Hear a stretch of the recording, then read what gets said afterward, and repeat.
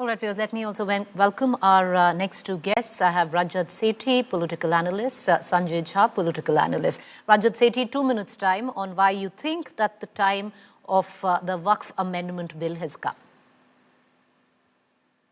Better late than never, Preeti ji. I think one legalized way of grabbing both public and private property, this legalized ways days are over.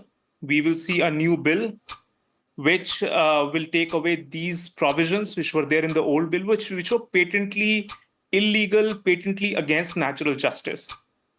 Over the past 2 days, I have seen all kinds of statements coming out from the left liberal community largely. And they've been putting, hyperbolic adjectives to it. They're saying that this is cultural genocide. Can anybody, in simple terms, and I have heard all the members of parliament, they will beat around the bush. Even the previous Congress spokesperson who was on your show was talking about every other bill other than what the Waqf, this new bill is talking about. So my principal question to everybody is, whosoever is against this proposed bill, what are the clear terms within that bill? Read out those clauses which you think are potentially cultural genocidal in nature. This is the word which some of these left liberal Jamaat people are using. I honestly want to get into this intellectual exercise, though it is futile because this bill is going to see the light of the day. It will be passed. If you have any other questions related to it, go to the courts. You're more welcome to go to the courts instead of labeling it using these fancy adjectives, just trying to belittle an exercise which was long delayed. Finally, it is happening, and I'm very happy. I am also a stakeholder because potentially it is even my land which could have potentially come under threat if the old Waqf Act would have continued. So it is not just about Muslims, it is about patently a bill which was so much against natural justice and it should have been struck down long back. Sanjay Jha, you want to come in? I'll give you 2 minutes to put your point on why you think this bill, your former party believes is unconstitutional, divisive, communal, lots more adjectives to that. Yeah.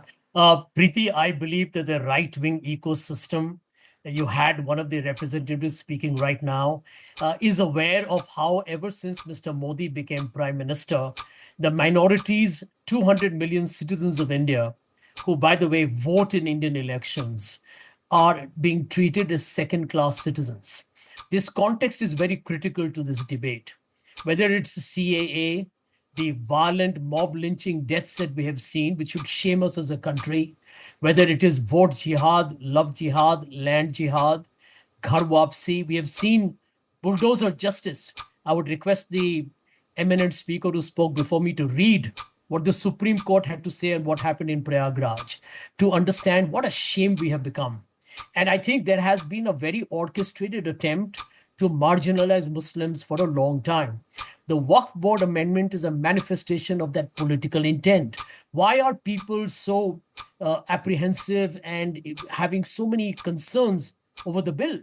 If, according to the gentleman who spoke before me, everything is going to be hunky-dory and there'll be transparency and accountability, why are people upset?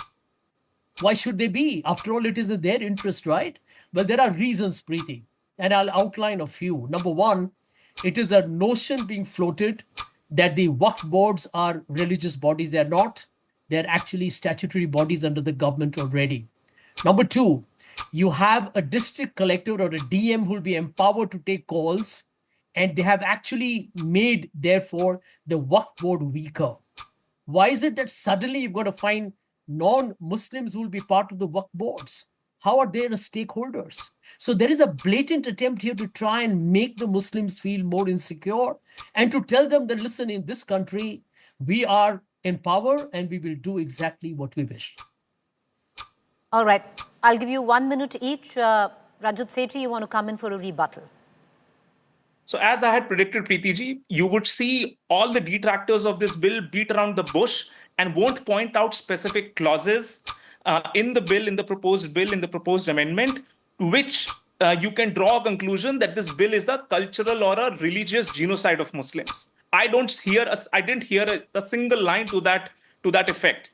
The only sort of criticism that was tabled here was the following: that there is a provision to have more members on the board of the Waqf at the state level and at the national level.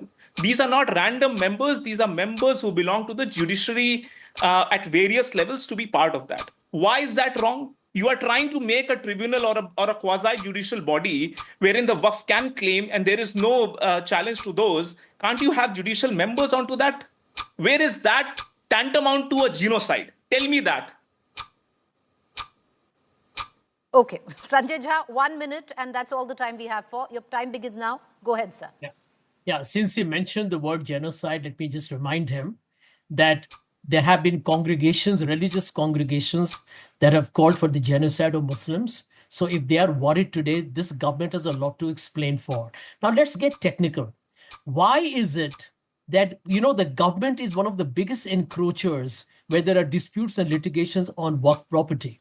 And here is a government that is empowering actually a district collector to intervene.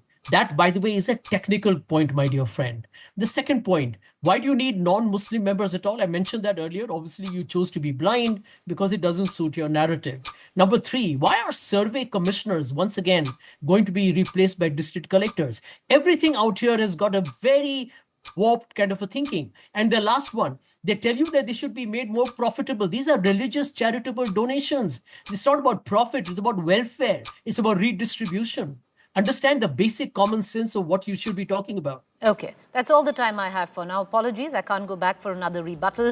That's the time, we leave it for our viewers to decide. Debate is the tenet of democracy. Where the bill is concerned, well, it was cleared easily in the Lok Sabha and it's going to see passage in the Rajya Sabha as well. After that, of course, it's going to become a law once the President ratifies it. What would be the ramifications of that? Well, we don't quite know just about yet, but you've seen and heard both sides of the debate in Parliament and outside. Thank you for watching.